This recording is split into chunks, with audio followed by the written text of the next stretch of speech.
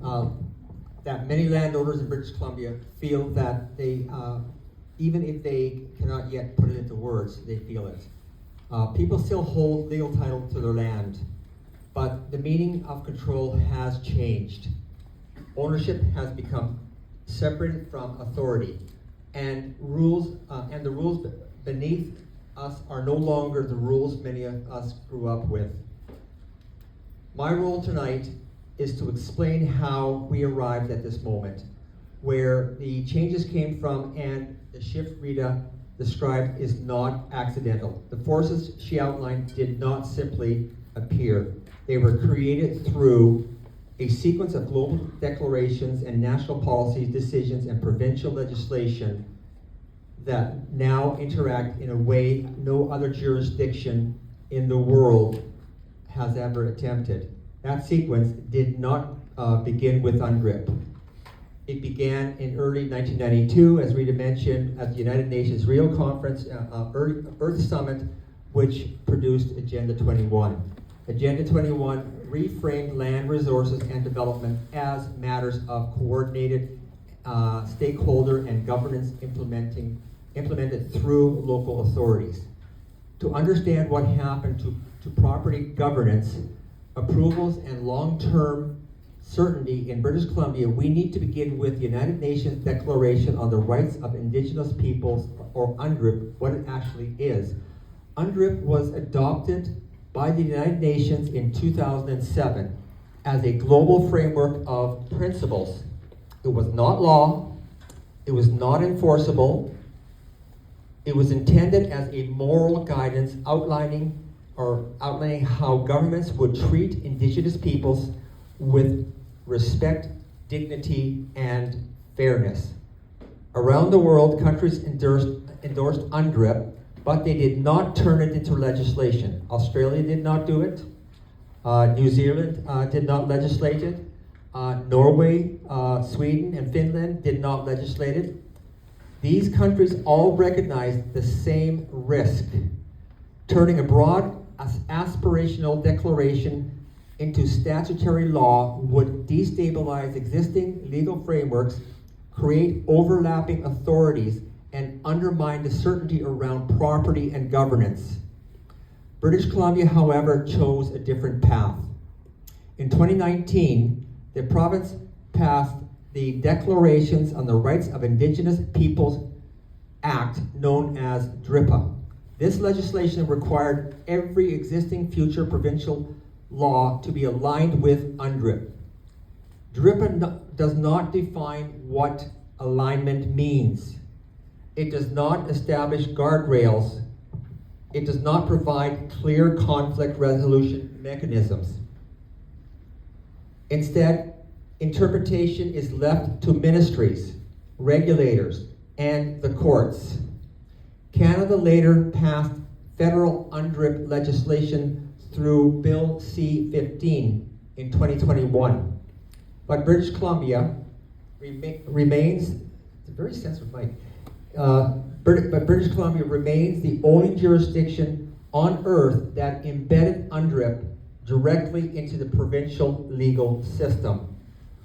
Once UNDRIP was made operational through provincial legislation like DRIPA, it does more than change policy inside of British Columbia.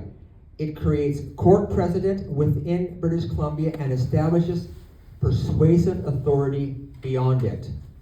Under common law, courts in other provinces are not required to follow British Columbia decisions, but they may rely on them when interpreting similar issues. So even though UNDRIP is not law in the rest of Canada, they can point to BC and say, hey, they've already approved this, it's in the courts, we can now use that court precedent for implementing our version of UNDRIP, and so it sets the stage for that. That means British Columbia became a reference point for how UNDRIP is applied in practice. Now it goes beyond that. As these interpretations are cited and adapted, they can influence how UNDRIP is implemented across the rest of Canada and through shared legal traditions in the Western world. So even though It's not law in the States, it's not law in Australia, or not law in other Commonwealth countries. Through our shared legal systems, we will use court precedent to implement UNDRIP globally. In that sense, British Columbia is an early test case with broader implications. This happened because British Columbia sits on a unique constitutional foundation. Unlike most Western democracies in Canada, does not, unlike most Western democracies, Canada does not constitutionally protect private property rights. Property was deliberately excluded from the Charter of Rights and Freedoms, leaving land ownership subject to provincial legislation rather than entrenched in constitutional protection. Provincial land systems, therefore, do not carry the same constitutional guarantees that exist in the United States, Australia, or much of Europe. And because roughly 92 to 95% of British Columbia is legally classified as unceded territory, the reach of DRIPA extends into almost every sector of provincial governance. Once DRIPA became law, every ministry in British Columbia was required to interpret its mandate. The Ministries of Indigenous Relations assumed a central coordinating role. The Ministry of Water, Lands and Resources Stewardship began redesigning approval systems. Forestry, mining, agriculture, zoning, transportation, emergency management, and infrastructure agencies all adjusted their procedures to demonstrate alignment. None of these was broadly debated in the public, yet the effects are now appearing everywhere. A recent Supreme Court of British Columbia decision involving the Cowichan tribe confirmed Aboriginal title over lands in Richmond and classified that Aboriginal title is senior to fee simple ownership. Think about that. The people in Richmond now have the natives overseeing their land. And there's already instances where people aren't able to get financing because the banks are concerned about that. There's also a development that walked away because they saw the risk. And that's what's coming throughout BC. It created a new dual title reality. Fee simple owners retain title, legal title, while Aboriginal title is recognized alongside it.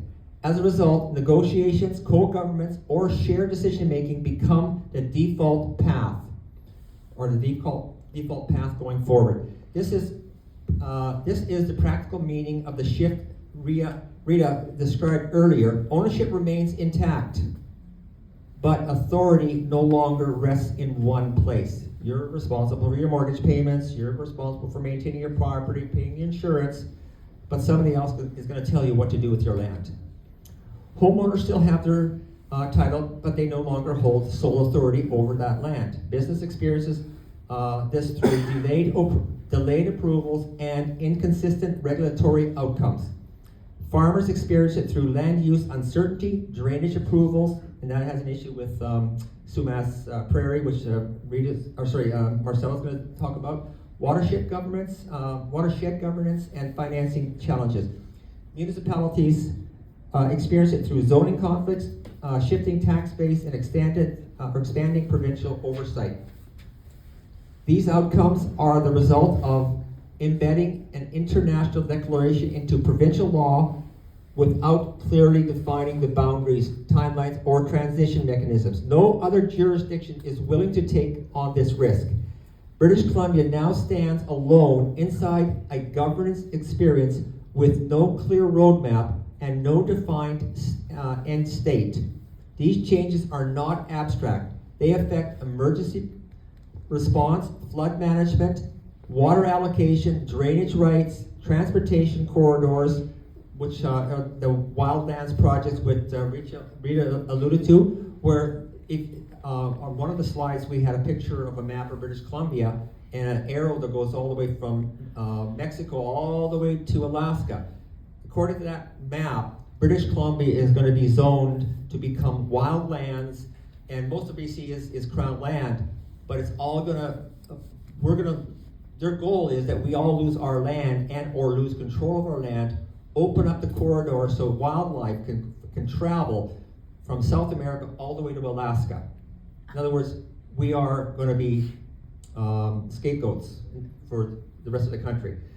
That is their plan. They don't make it public, but that's what's in their publications, in their books. They determine who the authority in a crisis, who controls water flows, who grants permits, and who decides whether communities can be built. The purpose of understanding this framework is not to assign blame, but to recognize how authority now moves so landowners and communities can engage reality as it is, not as it once was, because the rules have changed. What we thought we had, we don't have anymore, and people are going to start realizing that we no longer have control over lands as more and more of the court's decisions come to fruition. This brings us to the next part of this discussion. Marcella will show how these governance changes appear on the ground in real time. Her presentation on Sumas Lake and emergency legislation demonstrates how ownership may remain intact while practical control steadily weakens. She will take the structural changes I have described and show what they look like when families, farmers, and communities are forced to live within them. Thank you.